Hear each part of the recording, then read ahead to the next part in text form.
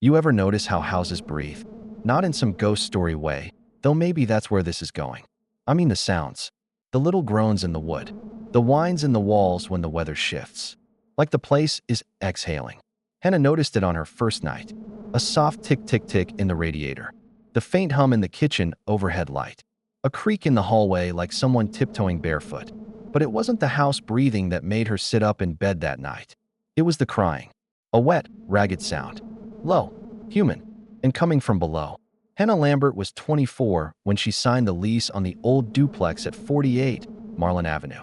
She had a chipped tooth she never got fixed, wrote poetry in the margins of receipts, and walked with her shoulders slightly hunched like she was apologizing for taking up space. But her eyes, hazel with a green ring, never flinched. Not when her boss called her kiddo in meetings. Not when her ex told her she was too much.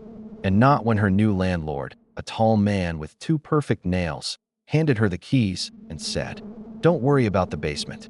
That's just storage. Locked from my side." She nodded. Didn't ask. But she remembered. The apartment smelled faintly of pine cleaner and something else, like mothballs and rust. The walls were beige, slightly yellowed. The kind of color you don't notice until the sun hits just right and makes everything look like an old photograph. There was no central heat, just radiators that hissed and clanged. The kitchen window stuck. The floor had that soft give in the middle, like it was hiding something underneath. Still, it was hers.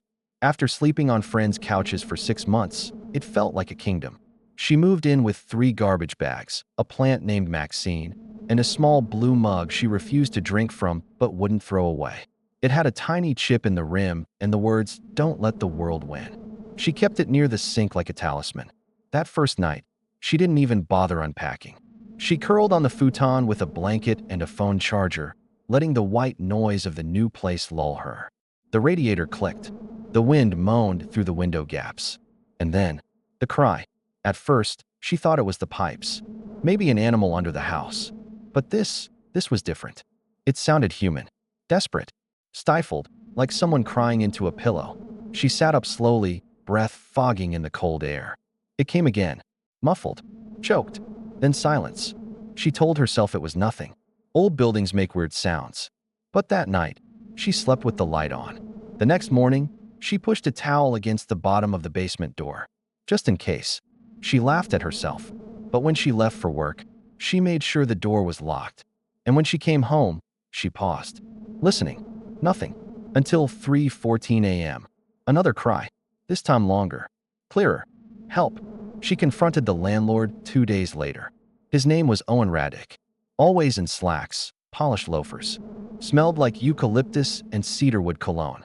The kind of man who smiled with just his teeth. She caught him on the front porch while he was pruning the rose bush that divided his unit from hers. "Hannah, I've been hearing things from the basement. Like crying." He didn't flinch. Owen, smiling pipes. "This old place has got moods.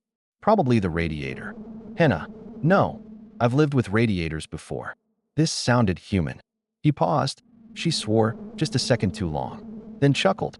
"Owen, some of the plumbing runs through old ductwork. It can echo weird. Trust me, it's just the pipes." That night, she put her ear to the basement door. Nothing. She almost laughed. Maybe it was just the stress. New job, new place, new life. But then she noticed something. A faint draft. Cold. Not from under the door. From the keyhole. She bent down. A smell hit her. Not quite rot, but sour. Metallic. Like old blood and bleach. Maxine the plant started wilting, even though Hannah watered it faithfully. The lights flickered around the same time every night, 2:59 a.m. to 3:05. And always, the cries came shortly after. Hannah wasn't reckless. She didn't go full horror movie protagonist. But she started noticing. The basement door had been painted over, but underneath you could still see scratches. Faint, as if someone had clawed at it years ago. She found a single small sock wedged under the radiator. Pink, with a cartoon sheep. She knocked on the neighbor's door one Saturday. A thin woman in her 60s answered, eyeing her cautiously through the chain. "Hannah, hey, I just moved in. Have you heard anything weird at night? Like noises from below?" The woman's face drained of color. "Neighbor, quietly, you should leave." Then she shut the door. Didn't even say goodbye. On her 5th night, Hannah dropped a pen. It rolled under the radiator. She got on her knees, reaching, and noticed something. A seam in the floorboards. She pulled gently. The wood groaned, but gave. Underneath was an envelope, yellowed with age. No stamp, just a name.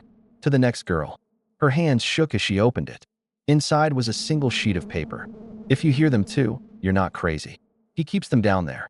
The cries get louder before he takes another. Don't trust his smile. There was no signature. Only 3 numbers. September 13th, 47. Over the next few nights, the cries turned to sobs. Sometimes she'd hear something dragging. Chains. A voice mumbling in rhythm, like someone praying or rocking themselves to sleep. She called the cops once. Told them what she heard. They came. Talked to Owen. Shined a flashlight around. Knocked once on the basement door. Then left with a shrug. Ma'am, it's an old house. Probably just acoustics. Owen smiled at her the next day. No hard feelings. I know new places can be spooky. His smile didn't reach his eyes. She started researching. Owen Raddick. Owned the house since 1998. No arrests. No evictions. No complaints. But the previous tenant? A girl named Lacey Connors. Vanished 14 months ago. No known family. Reported missing by a coworker. Case went cold. The tenant before her. Same story. Each one lasted less than a year. All women. All in their 20s. She printed the reports. Circled dates. Patterns. And the cries. They always started 2 weeks after the lease was signed. Hannah was on day 10. At 3:26 a.m., she heard it. Not just cries now. A voice. Faint. Weak. Right below her bed. Please, he comes at dawn. Hannah bolted upright. Heart racing. She grabbed her phone. Opened voice memo. Hit record. Pressed it against the floor. The sobbing returned. Then the sound of a heavy bolt sliding. Footsteps. A low moan. Chains clinking. She saved the file. Labeled it, not the pipes. She sent the audio to her friend Ava. Paralegal, crime podcast addict, trusted voice of reason. They FaceTimed. AVA, that's not plumbing. Hannah, I told you. AVA, serious, you need to get out. Hannah, I'm not leaving until I open that basement. AVA, you're going to get yourself killed. Hannah, quietly maybe, but if someone's down there. Ava's voice cracked. AVA, then you have to be smart. Careful. They made a plan. She'd pretend to go away for the weekend.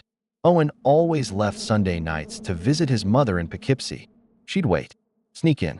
The window on the basement level was tiny, but maybe big enough to crawl through. Sunday came. She watched from her upstairs window. Owen locked his door, wheeled a small suitcase to his car. She waited. 2 hours. Just to be sure. Then she grabbed her flashlight, her phone, a kitchen knife, and slipped out the back. The basement window was crusted with grime. She pried it open, heart pounding. The smell hit her again, rot and bleach and metal. She dropped in.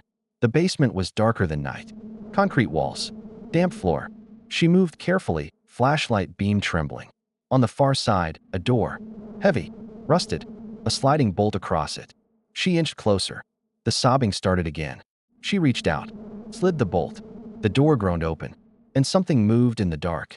Not toward her, but away. She whispered. Hello? A voice whispered back. You shouldn't have come here alone. Then something grabbed her wrist. The hand around Hannah's wrist was brittle, papery. It didn't yank or pull, just held, like it wanted to believe she was real. Her flashlight quivered. She turned the beam. Eyes blinked at her from the dark. Red-rimmed. Too sunken to look startled anymore. Please, the voice whispered. Tell me it's not morning yet. The voice cracked like old wood. Not terror. Resignation. A girl who'd stopped counting days because the number had grown too large to matter. It's night, Hannah said softly. The girl exhaled. Not relief. Not fear. Just confirmation. Like time was the only prison left. When Hannah was 13, her foster father locked her in the garage overnight because she forgot to bring in the mail. No food. No blanket. A thin concrete floor that sucked the heat from her bones. She sang to herself to stay sane. The words didn't matter. Just rhythm. Just sound. By morning, she wasn't angry. She wasn't scared. She was numb. That was worse. What's your name? The girl didn't answer right away. Then, Lacey. Connors. Hannah froze. Lacey Connors. The last tenant. Reported missing 14 months ago. Her photo had been on page 6 of a police report, folded inside a case file Hannah had printed and reread 3 times. How long have you been here? Lacey shook her head. long enough to stop dreaming. That line. It hit Hannah like a gut punch. She almost dropped the flashlight. Hope is a string. Invisible. Elastic. It stretches through pain, tension, time. Until one day, snap. Lacey had reached that point. The place past prayer, past panic. Where survival was no longer resistance. It was routine. The basement stretched wider than it should have. The footprint didn't match the house above. The walls were bare concrete, stained in streaks. Mismatched chains bolted to posts. A cot, a bucket, a tin plate, and carved into the cement wall behind Lacey. If you're reading this, he's not done. Who else is here? Hannah asked. Lacey looked toward the far corner. A curtain, heavy, molded at the base. Behind it, silence that felt heavier than the dark. Hannah crept closer, pulled the curtain. A girl, curled into herself, thin arms wrapped around her knees. Eyes blank, lips cracked. Alive, barely. She won't speak, Lacey whispered. He called her the one who broke early. At 17, Hannah's caseworker told her she wasn't cut out for college. You don't have the structure, she said. Some kids just fall through. It's not personal. Falling through. The polite way to say forgotten. But Hannah didn't fall. She clawed. I'm getting you out, Hannah said. He'll know, Lacey said. He always knows. But Hannah was already scanning for exits. The basement window. Small, rusted, half buried in soil. But maybe enough. When does he leave? Sunday nights. To visit his mother. Perfect. You're going to play dead, Hannah whispered. Both of you. When I come back, we run. You don't run from Owen, Lacey said. Hannah met her eyes. Then we fight. Her ex-boyfriend once said, You're too intense. You always act like you're ready to burn the world down. She didn't say it then, but she thought it. Only if the world lights the match first. Sunday came. Owen left. She waited 3 hours. Then returned. Rope. First aid kit. Flashlight. A burner phone. She slid into the basement, breath tight in her lungs. Lacey was ready. Pale. Shaking. But standing. The silent girl crawled slowly behind. Step by step, they reached the window. Lacey climbed through. Then the girl. Then, going somewhere, a voice behind her. Owen. Owen wasn't just a landlord. He was a former social worker. Fired for boundary violations. Never charged. But he kept records. Girls who aged out. Girls who no one visited. Girls like Hannah used to be. He turned them into ghosts. And ghosts don't testify. You were supposed to last longer, Owen said. You had fire. I like that. You think this is over? Hannah said, hand behind her back, gripping the hidden wrench. They never believe the girls, Owen smiled. Even if they crawl out screaming. He lunged. She swung. Steel cracked bone. He fell. She ran. She got to the street. Lacey and the girl were gone. A black SUV idled at the corner. Windows tinted. Inside, Lacey. And a woman. In a gray suit. Cold eyes. We've been waiting to extract her for months, the woman said. You made it messy. Who are you? Hannah demanded. We clean up loose ends. The SUV sped away. In the file she found, a redacted name had appeared under a footnote. Private protective placement under agency directive. There were more players than she realized. This wasn't just a sick man. It was a network. Back at her apartment, the basement door was wide open. Inside, lit by a single bulb, was a fresh note. You were never the first, Hannah. You won't be the last. Her phone rang. Unknown number. She answered. You looked in the wrong basement. Click. The voice was gone, but it clung to her like smoke. You looked in the wrong basement. Hannah stood in her apartment, phone shaking in her hand. Her walls weren't walls anymore. They were questions. Had they been watching her the whole time? Had Lacey ever been free? The note was still on the floor. Fresh ink. Centered perfectly. You were never the first, Hannah. You won't be the last. Some warnings sound like promises. The second time she ran away, she made it 5 whole days before the cops brought her back. A woman in the shelter whispered to her. They don't look for you when you disappear. They just wait to see if someone notices. Hannah had never forgotten that. Now she wondered, what if someone had noticed? And used that silence on purpose? She went to the police again, this time with bruises. Audio recordings. Case files. Everything she had. Detective Carla Simmons took the statement. Middle-aged. Tired eyes. Too many bad cases stacked like paper. But she listened. For once, someone listened. You're saying there's a network? She asked. I'm saying there's a pattern, Hannah replied. And it starts with girls no one wants to believe. Simmons looked at the note. The basement photos. Then, we'll investigate. It wasn't easy. The house had been scrubbed, bleached, the basement resealed. But the forensics team found traces. Human hair, blood in the drains, a chain fragment lodged behind a beam. The girl in the curtain corner? May Collins. DNA matched a missing teen from 5 years ago. The silent one hadn't been rescued. She'd been relocated. A hospital in Delaware filed a report 3 days after the SUV incident. Anonymous drop-off. No ID. No fingerprints in the system. Lacey Connors was never found. But a woman matching her description boarded a flight to Ottawa 2 days later using a false passport. Owen was arrested at a cafe the following week. Calm, smiling, reading the newspaper. His house, they said, was part of a portfolio of rentals owned by Red Spire Realty, a shell company linked to defunct child placement nonprofits. In his garage, files, dozens of them, caseworker notes, photos of teenage girls, handwritten evaluations like he was shopping. One folder labeled simply, Resilience Index. People don't believe horrors until they're stacked neatly in court exhibits.